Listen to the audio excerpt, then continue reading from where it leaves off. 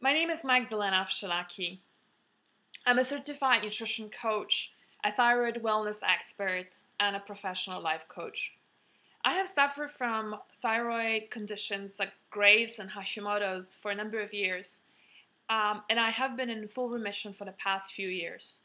I get emails and calls from people saying that this is not possible. Nobody can recover from an autoimmune disease. I understand where they come from, and perhaps you have your own share of questions, and I hope that most of them get answered by the end of this video. Here's the thing to remember. Doctors tell us that you can't recover from an autoimmune disease, such as Graves or Hashimoto's. Doctors don't tell you that the autoimmune disease lives in your digestive tract. And since they have never been really trained in nutritional diets, why would they even know how to even help your gut and enhance your immune system? So I would ask you to keep an open mind and focus on what you could try and change that could work for you rather than saying that this wouldn't work. After all, there's a reason why you came to my website, right? So, like with most people, my journey with food and health started with our own personal crisis. But first, let me give you a bit of a backstory. It started from the day I was born. I was not a breastfed baby. As you may know, the baby gets its initial immune system from the mother. As a non-breastfed baby, my immune system was weak from the very beginning. From a very early age, I struggled with eczema on my arms, chronic ear infections. On the contrary, my sister, as a breastfed baby, had no such issues. Going into my teenage years, I then struggled with acne and chronic migraines. By the age of 28, I had pretty much tried every single cream, antibiotic, traditional Chinese medicine, herbs, bogus diets. My skin became very dry, tired. I had acne on my back, my arms, my chest, really deep under the skin, painful emotionally and physically. I was reluctant to date boys. I did not own an open top or front shirt. I was reluctant to wear any bikinis. See, here's what's a frustrating thing. By medical standards, I was considered a healthy person. It's probably my sense of curiosity and the inner voice that really pushed me to ask the seemingly simple question, why is this all happening to me? A simple blood test and an elimination diet showed that I had food intolerances to gluten, milk, and eggs. This was my first introduction to the works of the immune system and a healthy gut. So by cutting out gluten and eggs from my diet, the inflammation on my body subsided, so much so that my acne completely cleared out, my migraines were gone, and my periods were showing up like every 28 days precisely. In spite of all these changes, this time to my disbelief, I was found to be having Graves' disease, which is an autoimmune disorder, and then later Hashimoto's disease. My advertising career took off at lightning speed. I became a digital strategic planner. I was the go-to person in the industry, jet-setting, pitching, and working on Fortune 500 brands. I was diagnosed with Hashimoto's disease based on how terribly fatigued I felt. What followed was months of sporadic anxiety attacks, forgetfulness, sliding into depression. I was also swinging between being hypo and hyper. So one day, for example, a barking dog would spook me, or I would yell at a waiter. Another day, I was too tired to get out of bed and too depressed and too embarrassed to admit it to anybody, including myself. And I was really beginning to hate what had become of me. After all, it's not like I had this huge, big red neck here that said thyroid condition. It also felt like people never really understood what thyroid tired really means and is different from just feeling tired. So my crusade for answers started again, this time in the offices of multiple endocrinologists, traditional Chinese medicine doctors, holistic healers, 32 books, endless internet hours, many emails and calls to people who suffered from Hashimoto's disease as well.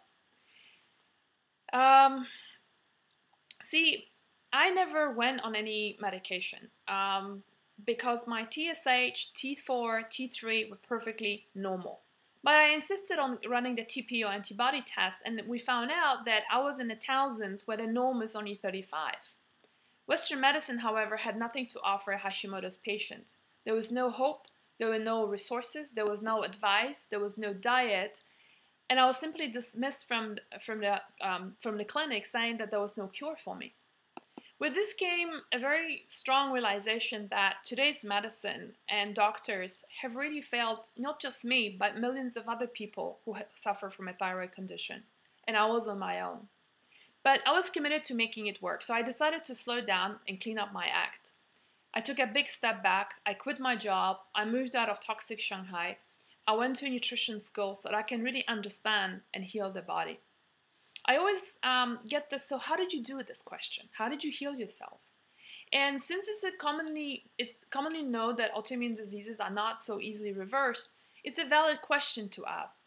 And I don't want you to feel like I'm oversimplifying this, but really all I did was I cut out what was toxic in terms of food, water, emotions, stress. But it's as simple as that.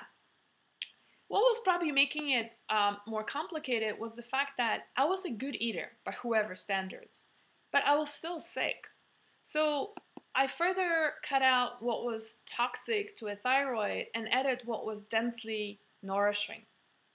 This is how I set up my company then, and I called it the Thyroid Diet Coach. What else can I say? I'm happier and healthier than ever. I'm 39 years old today, and I feel better than I felt when I was 29. In fact, I probably have more energy than most 29-year-olds today. All my thyroid nodules are gone. In fact, I had a scan done a year ago, and a doctor asked me if I was sure of my diagnosis. My mission in life today is to inspire you, to give you hope and knowledge that you can heal too. Our body is an amazing machine. Just give it a chance to heal. So let me put the pieces of the puzzle together here for us. Looking back at it now, I clearly see what had happened.